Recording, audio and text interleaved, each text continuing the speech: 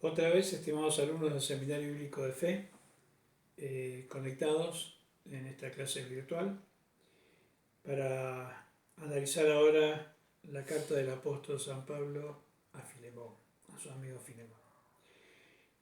Hay un antecedente que da origen a esta carta. Filemón es un miembro de la iglesia de Colosa. Esta carta es como un apéndice de la carta a la iglesia de Colosa. Han sido enviadas juntas. Y aconteció, Filemón allá en Colosa, el nombre evidentemente de alta sociedad, tiene sirvientes, tiene esclavos. La iglesia nunca trabajó en contra de la esclavitud de una manera frontal, nunca la iglesia levantó banderas, pero sí con la predicación del Evangelio fue desde adentro hacia afuera, o sea, desde abajo socavando la institución de la esclavitud y sin trabajar en contra, abierta y confrontando, trabajó en contra de la esclavitud y logró los cambios sociales para esto. Pero esto es un modelo, un ejemplo, porque un tal Onésimo, cuyo nombre significa útil, parece que ha sido un sirviente o un esclavo de Filemón. Y en algún momento, desconocemos las causas, se escapó, se le fugó y evidentemente con algún valor también perteneciente a Filemón.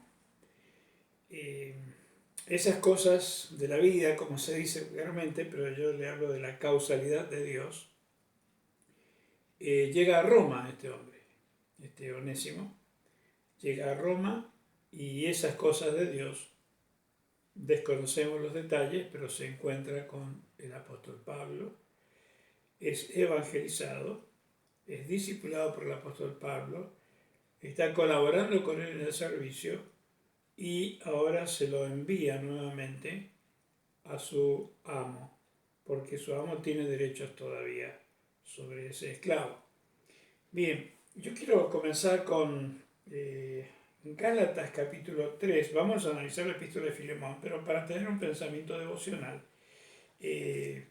Gálatas capítulo 3, versículo 28, porque viene el tema: ya no hay judío ni griego, no hay esclavo ni libre, no hay varón ni mujer, porque todos vosotros sois uno en Cristo Jesús.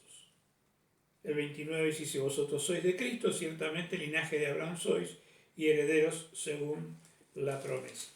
Quiero compartirles un comentario que acerca de este versículo 28 hizo ni más ni menos que Martín Lutero, el reformador.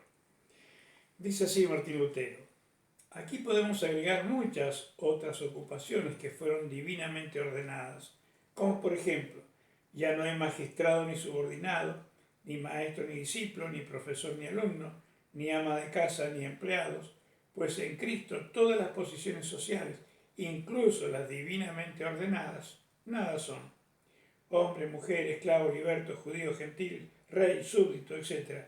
son en verdad buenas criaturas de Dios, pero en Cristo, es decir, en la esfera de la salvación, con toda la sabiduría que pudieran tener y su nivel social, etc., en el mundo, así según la carne, que hay enormes diferencias, pero ante Cristo somos todos iguales.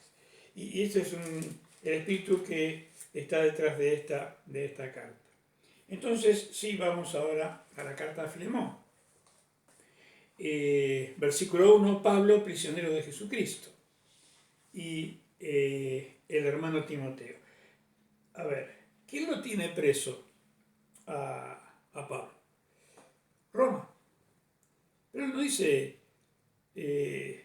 prisionero del César, prisionero de Roma, del sistema, prisionero de Jesucristo. No importa las circunstancias que esté viviendo el apóstol Pablo, al él pertenecer a Jesucristo, ser Jesucristo su Señor, a él le debe cuentas y él acepta la voluntad de su Señor. Y él entiende que no está preso de Roma, sino de Jesucristo. Que él esté preso ahora o que esté por morir, lo dijo en una oportunidad si vivo, vivo para Cristo, si muero es ganancia. Lo único que le está importando a él es su relación con Jesucristo, entonces dice, prisionero de Jesucristo. Jesucristo me tiene acá en Roma, pues él sabrá para qué y está, de hecho, haciendo su obra en Roma. Estas 4 cartas que estamos estudiando en esta semana son escritas desde la prisión. Bien, y el hermano Timoteo. Timoteo por ahí se lo presenta como hijo, por ahí se lo presenta como discípulo, se lo presenta como hermano. Espiritualmente fue engendrado por Pablo, un antecedente de su mamá, de su abuela, creyentes, pero vemos ese vínculo que va un poco más allá de un vínculo físico, no es un hijo biológico, es un hermano, es un hijo espiritual, es un compañero de prisión, es un compañero de misión. Él mismo lo está poniendo a Timoteo a su mismo nivel, él está al mismo nivel de Timoteo, no hay diferencia. Bien. A Filemón, el amado Filemón, colaborador nuestro, y a la amada hermana Apia y Arquipo. No sabemos si la hermana Apia pudo haber sido tal vez la esposa de Filemón, pero no tenemos ese dato. Y a Arquipo, nuestro compañero de milicia, y a la iglesia que está en su casa.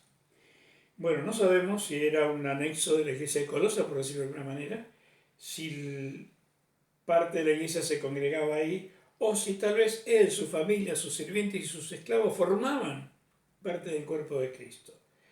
Lo cierto es que la vida del cuerpo de Cristo funcionaba en su casa. Y se parece mucho a nuestro tiempo actual de cuarentena. Hemos tenido que aprender y volver a principios que tal vez teníamos olvidado, del culto familiar, de estar presente, de leer la palabra en familia. Bueno, estamos conociendo un poquito de lo que era rutina para la casa de Filemón. Había parte del cuerpo de Cristo funcionando en su casa. Es para pensarlo. ¿Funciona en mi casa, en mi hogar, el cuerpo de Cristo como tal, como iglesia? Bien, es para ir reflexionando. Bien, entonces hay una bendición.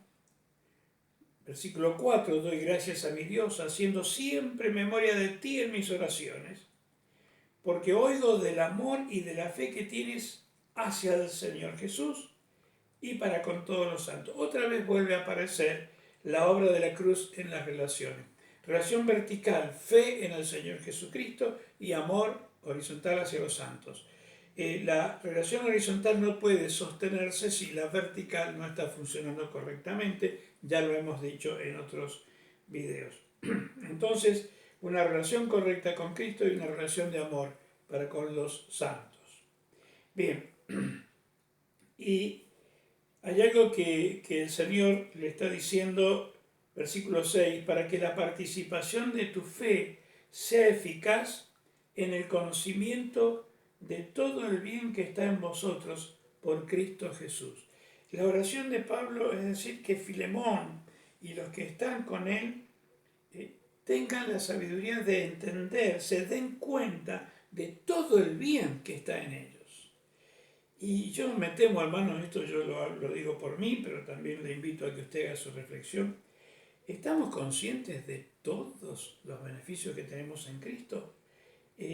La oración es que nuestra fe, que la participación de nuestra fe sea eficaz para conocer de todo el bien que está en nosotros por Cristo Jesús.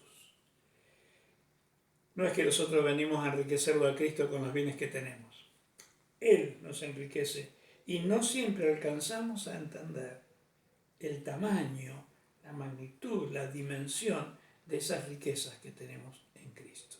Es como si viviéramos como pobres teniendo una cuenta abultada en el banco. Bien, estamos en esos saludos protocolares, versículo 7, pues tenemos gran gozo y consolación en tu amor, porque por ti, oh hermano, han sido confortados los corazones de los santos. Evidentemente era un siervo de Dios, el que entraba debilitado, angustiado, con problemas, con dolor a la casa de Filemón, salía con nuevas fuerzas. Confortados es hacer fuerza junto con el que está débil, hasta acompañarlo a que camine solo por sus propios medios. Filemón había confortado a los santos que habían acudido a él. Bien, entonces,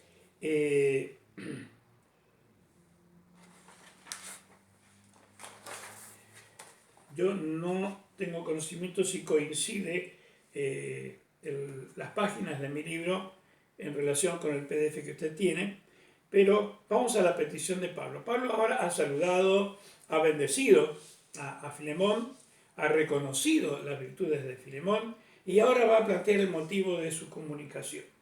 Versículo 8, por lo cual, aunque tengo mucha libertad en Cristo para mandarte lo que conviene, más bien te ruego por amor, siendo como soy, Pablo y anciano, y ahora además prisionero de Cristo. Yo en el lugar de Filemón diría, ¿qué me va a pedir Pablo? Porque viene como ablandándome. A ver,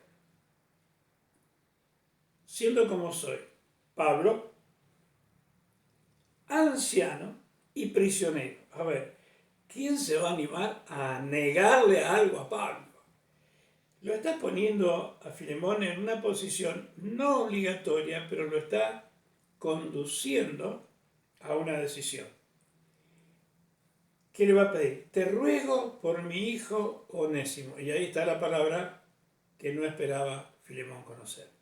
Ese sirviente, esclavo, digamos, los historiadores, los comentaristas lo califican como esclavo, que ha huido de su amo y parece que hasta le ha robado algo. Le trae malos recuerdos, evidentemente por el carácter de Filemón. No ha habido un maltrato de Filemón hacia Onésimo, y Onésimo le ha pagado mal. Cuando Pablo le nombra a Onésimo, podemos imaginarnos la reacción que tuvo Filemón. A quien engendré en mis prisiones, mire esa causalidad de Dios, ha llegado a ser compañero de prisión. No olvidemos que en esta circunstancia, en esta primera prisión, tenía prisión domiciliaria. Si Pablo no nos contó estos detalles, tampoco Lucas los contó porque cierra Hechos de los Apóstoles antes que esto sucediera. Pero te ruego por mi hijo Onésimo, a quien engendré en mis prisiones, el cual en otro tiempo, recordemos que Onésimo significa útil, en otro tiempo el útil te fue inútil, para que ahora a ti y a mí nos sea útil. Es un juego de palabras que Pablo usa en la redacción de esa carta. Bien, entonces, ¿qué le va a pedir? ¿Qué le va a pedir? Después de esa figura verbal, útil, inútil, útil, él explica su intenso amor e interés por Onésimo. Versículo 12, el cual vuelvo a enviarte. Tú pues recíbele como a mí mismo. A ver, pongámonos en los zapatos de Filemón. Un esclavo a quien lo trata muy bien. Lo ha defraudado, le ha robado, ha huido. Y ahora Pablo, su amigo, compañero de ministerio, le pide esto. Ahora, entendamos una cosa. Onésimo está en Roma y ha comenzado a participar, a servirle a Pablo. Pero hay una situación, cuando esto se aclara, su amo es Filemón. La responsabilidad de Pablo es enviárselo de nuevo. ¿Qué puede hacer Filemón? Matarlo si quiere, porque tenía ese derecho un amo. Podía esclavizarlo con un rigor mucho más fuerte, pero ahora Pablo es el que intercede. Yo acá ya estoy viendo a Jesús como intercesor. Esta es una de las razones, creo que por la cual Pablo decía, sean imitadores de mí como yo de Cristo. Interceder por el que no merece nada. Y Jesucristo está hoy, en este mismo momento, ante el Padre junto a su trono, intercediendo por nosotros. Acá vemos la gracia de Dios manifestada. Yo quisiera retenerlo conmigo, para que en lugar tuyo me sirviesen mis prisiones por el Evangelio. Pero nada quise hacer sin tu consentimiento, para que tu favor no fuese como de necesidad, sino voluntario. Y esto, ¿sabes qué me hace acordar? En 2 Samuel capítulo 23, donde se nos relata los valientes de David, en los versículos 14 al 16 se nos habla de 3 de sus valientes. Está David en una posición fuerte, tal vez en un cerro, mirando hacia abajo el barrio, vamos a decirlo en términos nuevos, modernos, Belén, donde él se había criado. Y suspira, David dice, ay, quien me diera de beber del agua de la fuente que está ahí junto a la puerta. Su niñez pasó ahí, tal vez estaba brevando a las ovejas ahí cuando era niño. Y ahora su barrio, su Belén, es una guarnición filistea, de los enemigos, de los incircuncisos. ¿Quién me diera? Y sus 3 muchachos ahí, servidores, oficiales del ejército, ni lo piensan. David en ningún momento les dio una orden directa. Simplemente lo oyeron suspirar y entendieron su deseo. ¿Qué hicieron estos 3 muchachos? Desenvainaron sus espadas, tomaron un cántaro, entraron en medio de la guarnición filistea, espada en mano, abriéndose camino, tomaron agua y volvieron y le dijeron, David, aquí está el agua. Cuando David ve, dice, pero ¿qué hicieron, muchachos? ¿Qué pasó? ¿De dónde sacaron? Y es el agua que vos deseabas. ¿Sabes qué? Pablo está esperando de Filemón que aplique el mismo sentido que Dios usó para con él. Y creo que Dios está esperando que nosotros actuemos de la misma manera en cuanto al perdón, de la misma manera que hemos sido perdonados. Traje a colación aquella historia que David al final no se sintió digno de tomarla y la derramó como una ofrenda a Jehová. Y uno puede decir con nuestra mente occidental, pero estos 3 arriesgaron su vida para traerle agua y él la tira. No la tiró. Se la presentó como parte del sacrificio voluntario que sus sirvientes, que sus soldados, sus oficiales hicieron para traerle agua, por un simple deseo, ni siquiera fue una orden directa.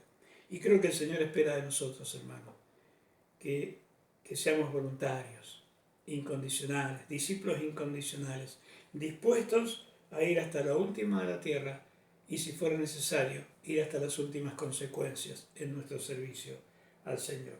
Volvemos a Filemón, porque, versículo 15, porque quizá para esto se apartó de ti por algún tiempo, para que le recibieses para siempre.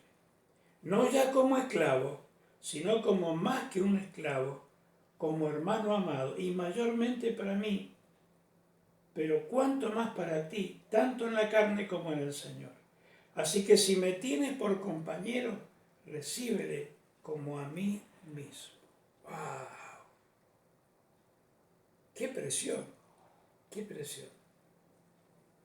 ¿Cómo hace para recibirlo como a un propio hermano con su historia? A ver, y Cristo no nos recibió como sus hermanos. Discípulos primero. Luego mencionamos en otro video Juan 15:15, los llamo amigos porque les quiero contar todo lo que oigo de mi Padre. Pero luego de resucitado, cuando se encuentra con las mujeres y cuando el ángel le comenta a las mujeres que él ha resucitado, el mensaje es: dígale a mis hermanos. Ya la resurrección le dio el derecho a él de declararnos también hermanos. Vemos la historia de la redención en esta historia, aunque no se habla específicamente de la redención, todo el espíritu de esta carta es redención pura. Avanzamos en la historia. Versículo 18. Si en algo te dañó o te debe, ponlo a mi cuenta. Yo, Pablo, lo escribo de mi mano, yo lo pagaré. Por no decirte que aún tú mismo te me debes también. Mi hermano, tenga yo algún provecho de ti en el Señor. Conforta mi corazón en el Señor. Filemón, has confortado a tantos. Esta vez necesito que me confortes a mí.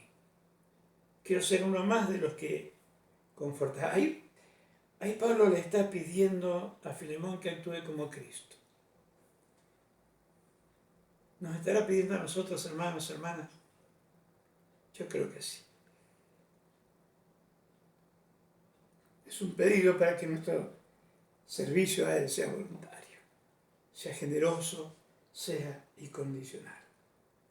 Conforta mi corazón en el Señor. Alegrame mi prisión.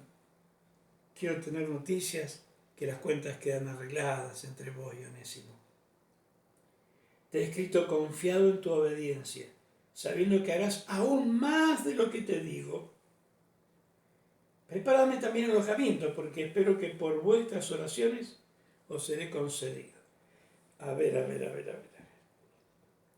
Todo lo que le está pidiendo, y después le dice: Filemón, yo sé que de esta causa, de este juicio voy a salir y voy a prepararme alojamiento. ¿Sabes? Quiero ver qué has hecho con Onésimo.